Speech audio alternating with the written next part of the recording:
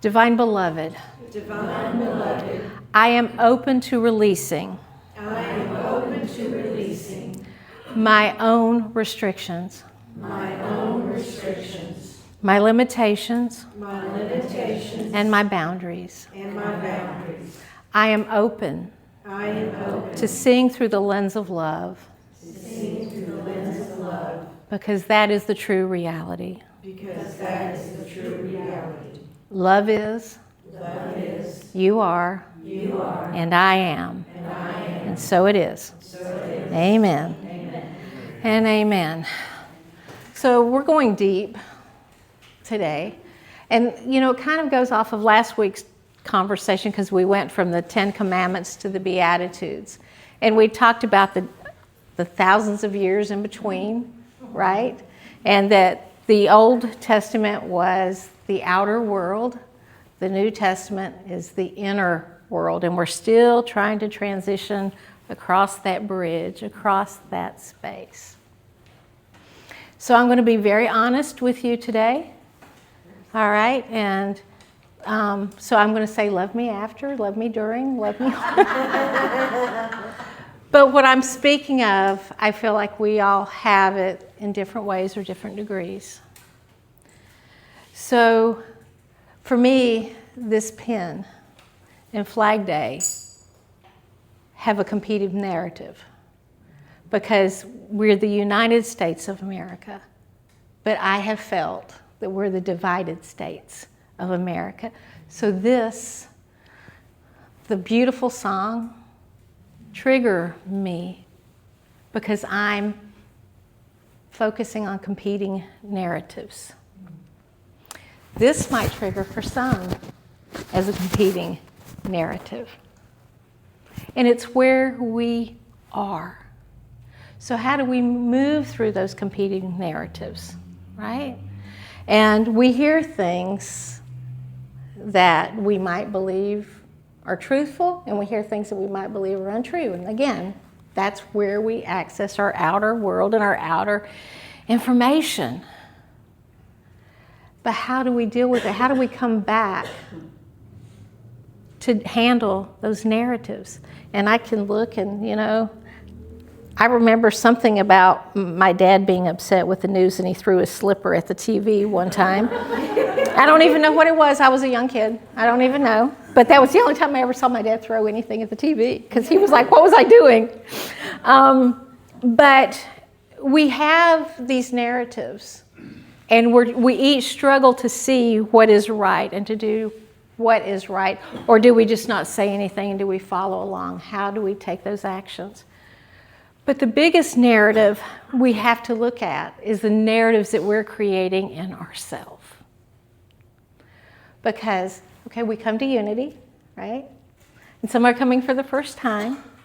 But in unity, we believe we are all divine, that everyone in the world is loved and is perfect and is whole from that spiritual essence of who they are, and that we are here to create and to expand and to grow and to become and to unfold.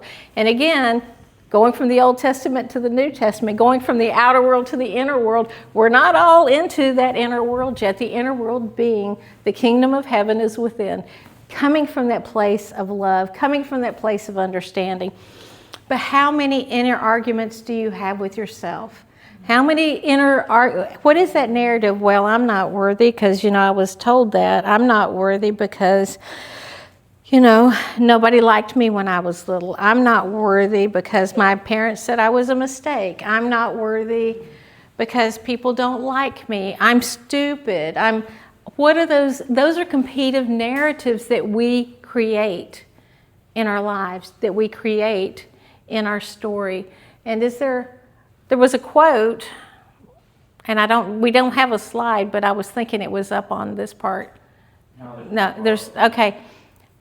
So I'm going to paraphrase it because it's like the verse I was using from Matthew was, have wisdom like serpents and compassion like doves. Okay? And so it's us learning how to discern. So is that narrative that we're telling ourselves So let's talk about our inner world. Is the narrative we're telling ourselves true?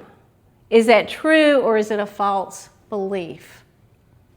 Do you really believe that you're stupid? Do you really believe that you're in poverty? Do you really believe that you have lack? Do you really believe that you're fat and you'll never be happy? Do you really believe that life is about suffering and I have to suffer to get glory somewhere, right? Do you think we get trophies on the other side, for all about that being miserable, Like, I think there's any awards. I think sometimes we're in competition for that award. You were the biggest martyr in 1992. Woo! It's like you held that. So do we held that inner conversation. Now what's important to realize, those inner conversations, continue to have them. And it's, again, speaking to the divine within, to whatever source you believe in, God, universe, whatever you call that wonderful energy that's there, have that conversation. I want to believe that I am worthy. However, today I don't. But give me help with that. That's what affirmative prayer is. Not about help me and show me, somebody give me respect to know that I'm not worthy. Or to know that I'm worthy. I'm not going to pray to be more beat up, right? But so we have a tendency to, if I'm not unworthy, have somebody show up to show me that I'm worthy, right? That's not the prayer. The prayer is help me to find the worthiness within me. Help me to love more deeply. Help me to not judge. Help me to not want to throw a shoe at the television. Right? Amen. Right? So what the big thing through this narrative is having discernment. So it's, again, if you're looking out to the outer world and you're weighing, use your discernment and go in and say, is this coming from love? Is this coming from division? Does this feel like truth to me? Does this feel like supportive? Does this feel like humanity is loved and anchored? Those are my things. So I'm not saying those are the things that you have to ask for. But then it's like, when you're having those arguments with you, is it really true that God made everybody else worthy and me not? Is that really a true narrative? So where do we build discernment within ourselves to erase or to overdo those narratives? And the one thing is, the more that we say, well, that's just how women are supposed to be treated, we're just allowing the narrative to continue. Well, that's how the way that it is. And you have no choice. This is the family you were born in. Poverty is the name of the game. And you can never, ever be anything but poor. Right? Because we have choice of that narrative. We have the opportunity to shift. So here's the thing. Why is this narrative, the inside narrative, more important than the outside narrative? Because the inside narrative and the inside beliefs and the words that we say to ourselves and out loud change the outer world. But when we're not tapped into who we are, we're allowing the outer world to tell us who we are. Who we are, what we can do, that we can be trans, or we can be gay, or that we can have an interracial marriage. Those are the things that we get those judgments from the outer world. And we go through this thing about, well, what will people think? Because this is the conversation that I was having with Spirit preparing for this talk. What will people think? What will their reaction be? And then I'm like, it's not your business. That's what I hear. It's not your business. Give your message with love. follow what you're being guided to do. But it's not your business what other people think. But here's the thing. If it's a trigger, I don't know, I'm triggered all the time. Or anybody? Okay. But if it's a trigger, it's saying, okay, that's something I have to work on. Why is this triggering me? Why does this make me upset? Why does this make me unhappy? Why do I think I have to be right? Why do I think everybody else is wrong? Why do I think that I can't? Or it could be, why do I think I can't be right because somebody else is telling me I'm wrong? Right? So it's paying attention to our triggers is one of those most important things with those competing thoughts, with that competing information. How do we grow if we don't look at them? How do we grow if we don't allow it to happen? Right? Because growth is never comfortable. It's never comfortable. You know, in those times as a kid, you know, all of a sudden you grow out of your shoes and you're complaining about your feet hurting, but, you know, your parents don't realize your shoes are too small. Quit whining, you know. But we grow, and it's uncomfortable. But this is our opportunity for us to grow at a spiritual level, is to be able to thrive in this world and to take those narratives and say, how can I grow from the comfort or discomfort from these narratives? How can I be better? What in me is triggering? Yeah, I can tell you. I'm conditional. Really, to me, that's what it gets down to sometimes. I'm putting conditions on it. I'd like to say, oh, but I'm looking out. I'm looking to see. Oh. No, if I'm getting upset, I'm not seeing it through the love. I'm seeing it through the condition of love being in my bubble, which can be a competing narrative, right? And it's definitely inside of me, it's a competing narrative because my faith says love is unlimited and that Spirit is not choosing who is happy and who isn't. It's the choices that we make, that we all have the same opportunity to grow and to move and to get beyond the discomfort. So it's looking at those inner narratives. It's looking at that inner voice of where we're not good enough or where we're so righteous that everybody else is wrong. It can be a competing narrative. And so it's looking and saying, what's triggering this for me? Why can I not accept that I'm worthy? Why can I not? And you can say that, you know, you had that. Why am I just resisting to accept that it's not okay for me to be happy? Why do I have to believe that I have to be unhappy in order to be a good person? Well, I don't know if we're unhappy long enough, we get sick, and then we get kind of like witchy, and you know, or snarky or snappy, right? Because we're not allowing ourselves to be happy. We're in the narrative that, no, this is how it is, and this is how it has to be. Suck it up, buttercup. You have to live with it. You have to live with it. You can't be happy. It's not allowed.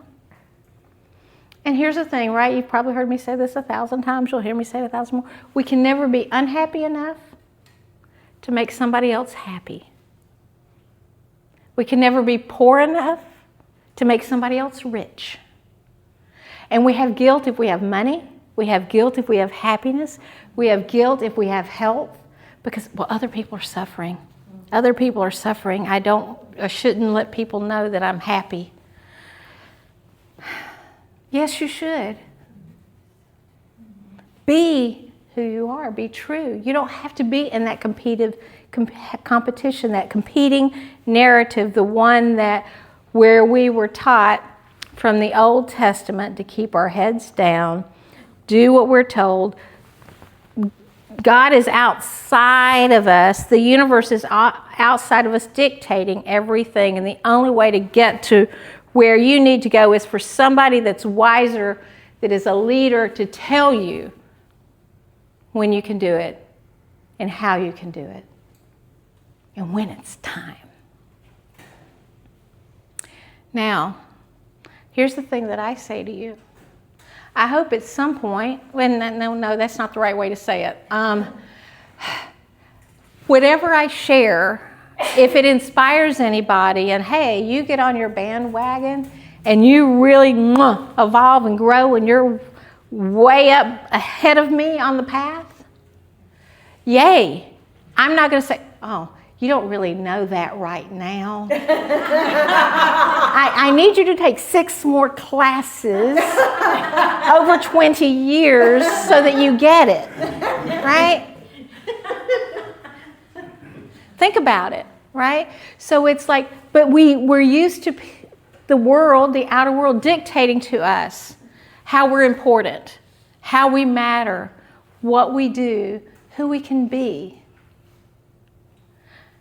So discernment is the key to navigating and having being spiritually awake in a world of competing narratives.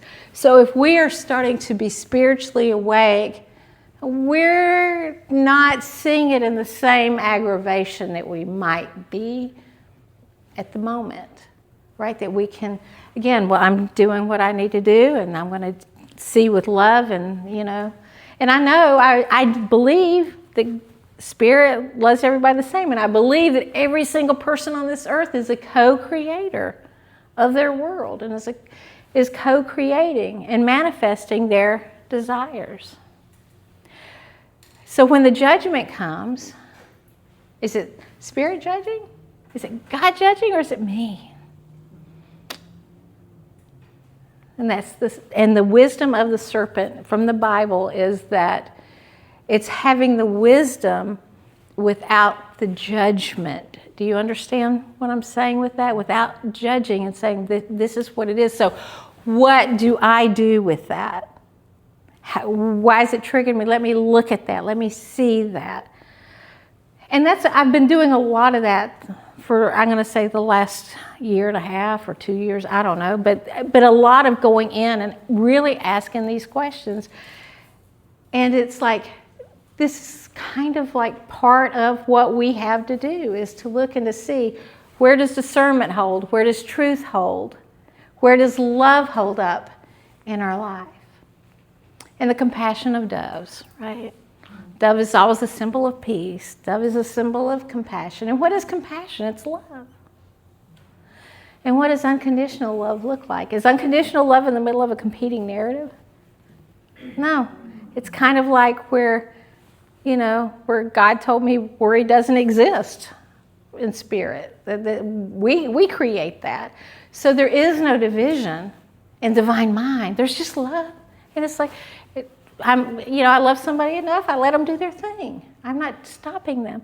However, they know if it's out of alignment for them because they're hearing the voice within. They're hearing me, need to change or need to shift or whatever, but it's theirs. It's free will.